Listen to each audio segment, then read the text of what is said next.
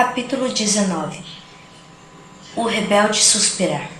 Enquanto escrevia no diário, eu sabia que pintava um quadro de veras incompleto.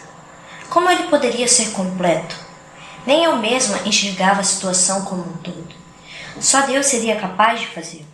E, mesmo que eu fosse capaz, como poderia expressar tudo em palavras? Aquela palavra, cinzas, vinha à minha mente com frequência. A palavra que havíamos usado naquela noite sobre a cruz de pedra, uma palavra para o nada, para o vazio dolorido. 6 de julho. Esse vazio me conduz para Deus outra vez. Lembro-me do antigo hino. Fazei-me crer que bem perto estás. Lutas de alma confesso portar. Não proferir rebelde suspirar. Em teu silêncio paciente esperar. George Crowley. Spirit of God, descend upon my heart. Espírito de Deus, desce sobre meu coração. Será que o fato de eu não me esquecer de Jim sugere que Deus não quer que eu me esqueça? Ou será que minha própria indisposição de esquecer impediu Deus de responder a minha oração a esse respeito?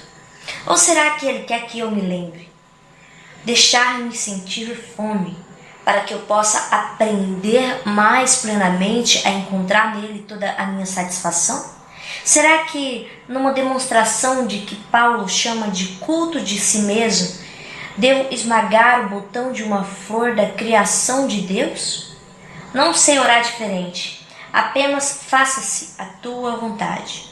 A esperança sempre foi de que a vontade de Deus seria nos unir, mas isso talvez não acontecesse. Eu sabia e percebi que, afinal, não aprendemos as lições espirituais mais profundas quando Ele nos deixa fazer o que queremos, mas sim quando nos faz esperar, carregando-nos com amor e paciência até que possamos esperar honestamente como Ele ensinou seus discípulos.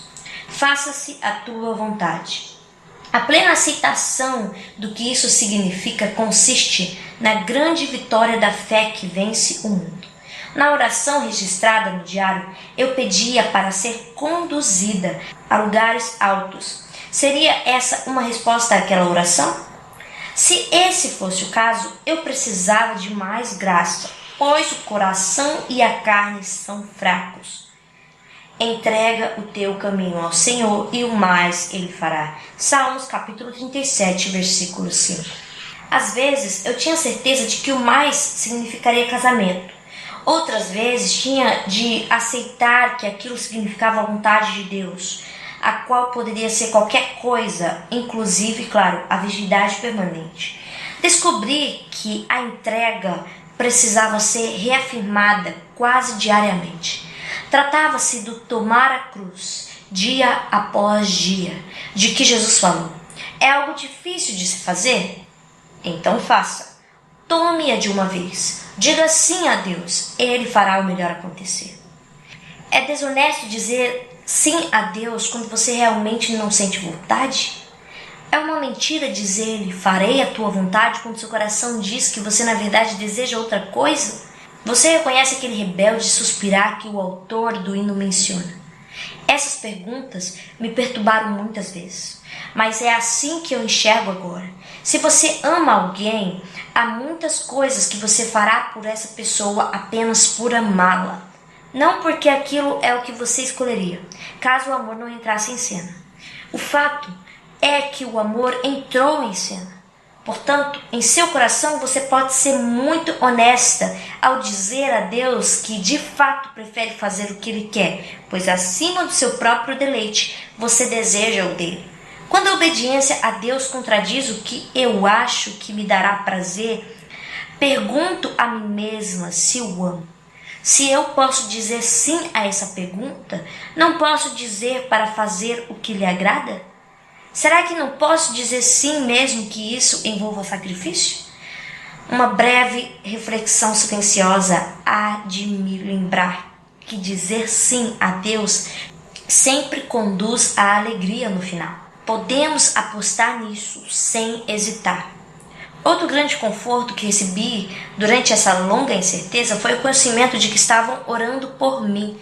não apenas amigos e familiares, mas também maravilha das maravilhas, o próprio Cristo, que vive sempre a interceder por nós, e o Espírito Santo, que nos assiste em nossa fraqueza, porque não sabemos orar como convém. Mas o mesmo Espírito intercede por nós sobremaneira, com gemidos inexprimíveis. E aquele que sonda os corações sabe qual é a mente do Espírito, porque segundo a vontade de Deus é que ele intercede pelos santos. Romanos capítulo 8, versículo 26 ao 27. Seria um caminho mais fácil se o próprio desejo simplesmente desaparecesse. Esse pensamento voltou a aparecer em meu diário e foi expresso recentemente na carta de uma jovem. Conheci um jovem na primavera e durante o verão comecei a sentir grande afeição por ele. Sentia que ele era o homem com quem eu poderia casar. Lembro-me de ajoelhar ao lado da cama, após o nosso primeiro encontro, agradecendo ao Senhor por aquele homem e pedindo para ser esposa dele.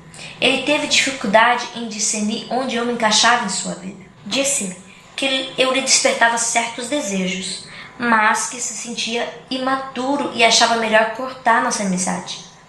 Ele já está no exterior há 1 ano, mas eu continuo a anelar por ele.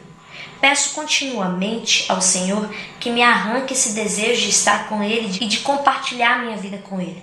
Essa afeição é terrivelmente dolorosa. Embora eu esteja ocupada com meus estudos e com o meu trabalho, meu coração ainda dói. É uma luta enorme.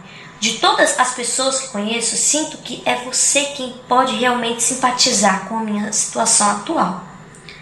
Coitada, sim, eu posso simpatizar, mas não sei por que ela pensou que eu seria capaz disso. Será que ela deixou transparecer ao rapaz seu entusiasmo e isso o assustou?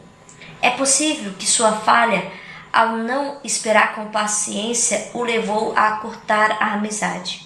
Naquela mesma noite em que refleti no estádio sobre o arco-íris, a parte final do meu diário diz: a carne olha para a estrada mais larga e pensa que seria mais fácil se eu houvesse de esquecê-lo completamente ou se logo recebesse uma resposta.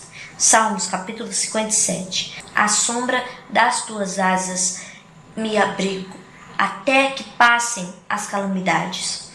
Ao Deus que por mim tudo executa, o meu coração está firme, cantarei e entoarei louvores. Se os anseios fossem embora, o que teríamos para oferecer ao Senhor? Eles não nos são dados para os oferecermos? Precisamos controlar as paixões, não erradicá-las. Como aprenderíamos a nos submeter à autoridade de Cristo se não tivéssemos nada para submeter a Ele? Minha sobrinha, Gauladert Howard, me ensinou algo importante quando tinha cerca de 3 anos de idade.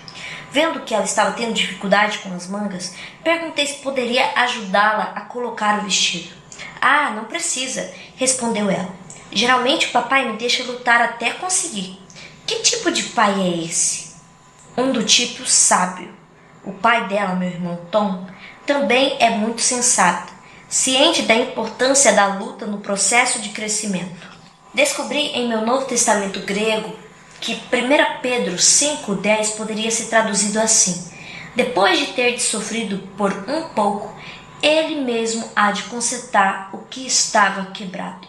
Assim como uma criança, o espírito jamais alcançaria a maturidade caso todas as lutas e todos os sofrimentos fossem eliminados. O Pai Celestial quer nos ver crescer.